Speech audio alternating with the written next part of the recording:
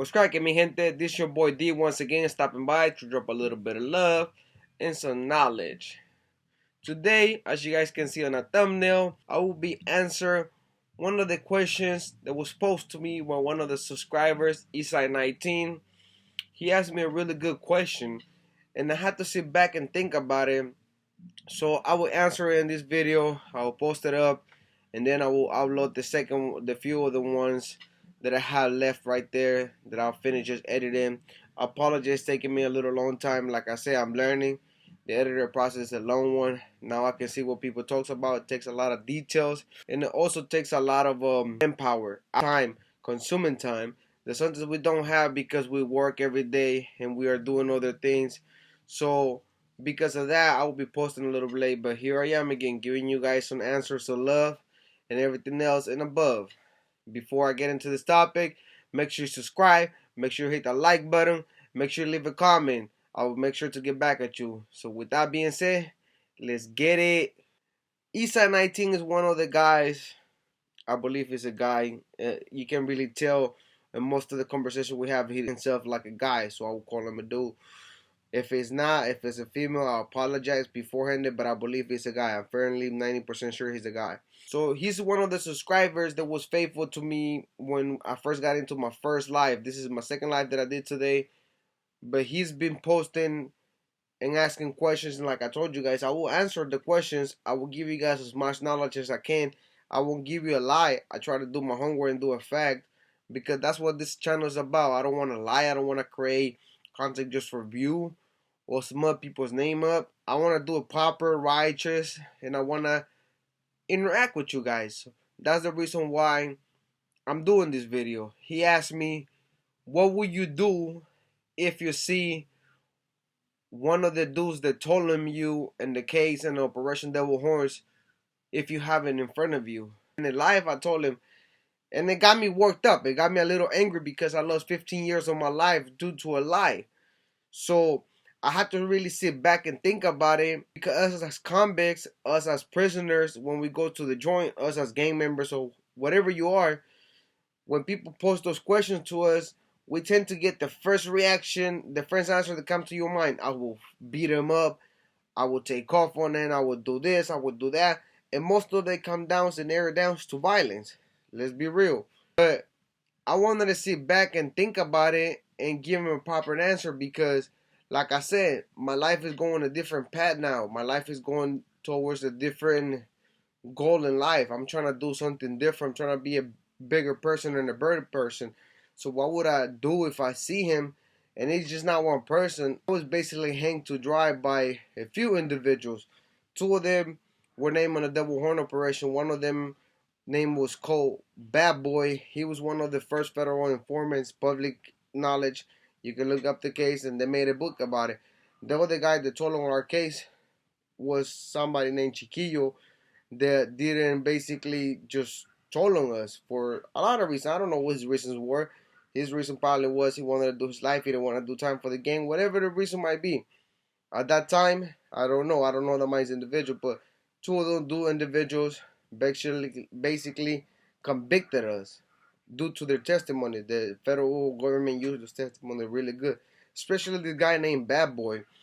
It later came to light that he had done so much crimes. He was one of the most dangerous guys in Honduras, yet the federal still decided to use him against us in a trial. And the crimes he had committed were gruesome. I mean, he had ordered a bus full of people to get killed.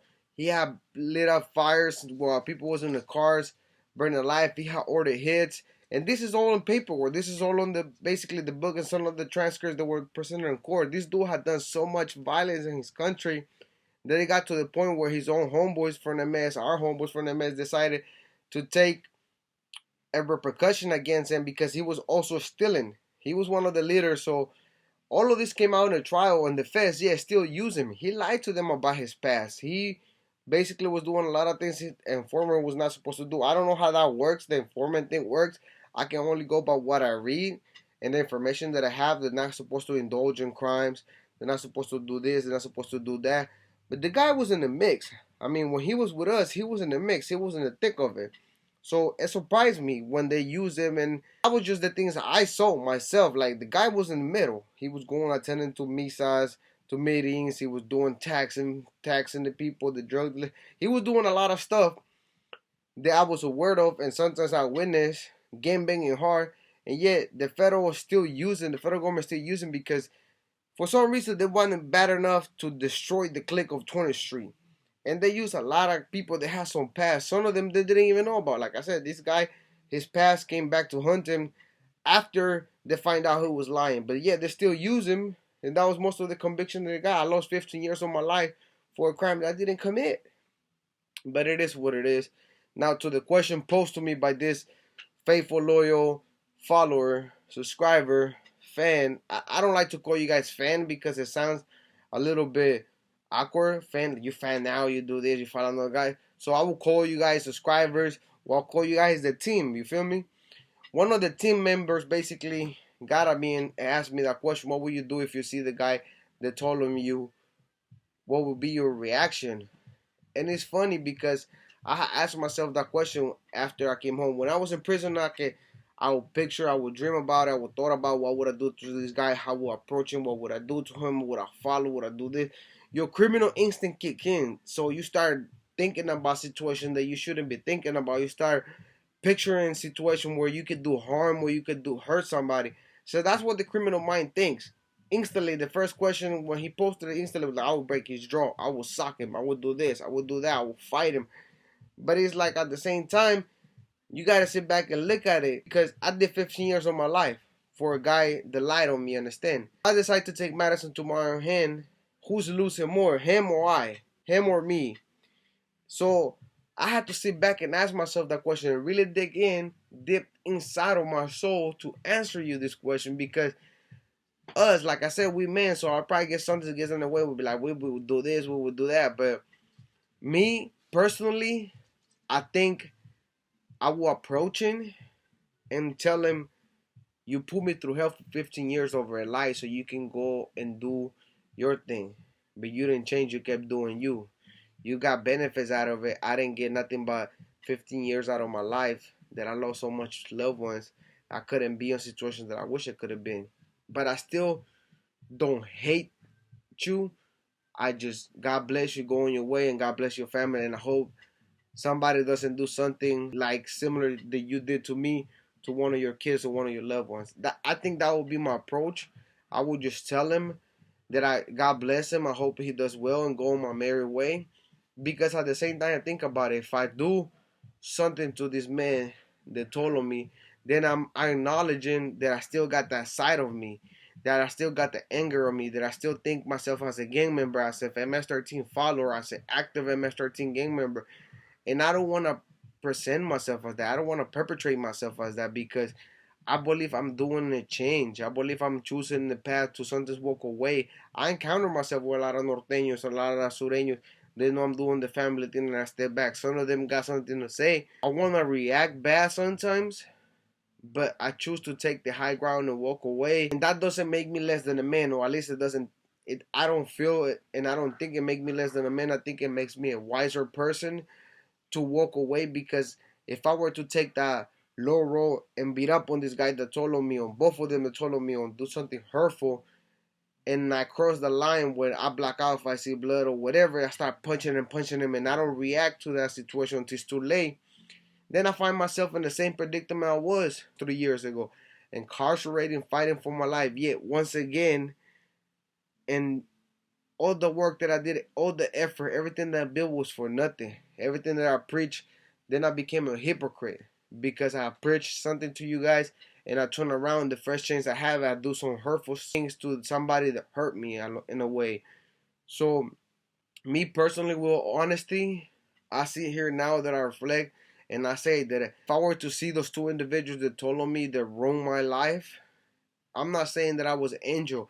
I'm not saying that I was a victim. I'm not saying that either because we all take parts, tribute to sometimes the violence that goes on the streets. Whether we jump somebody, or we take off on somebody, or we chase somebody, or we put the fear and God on somebody due to violence or due to verbal assault.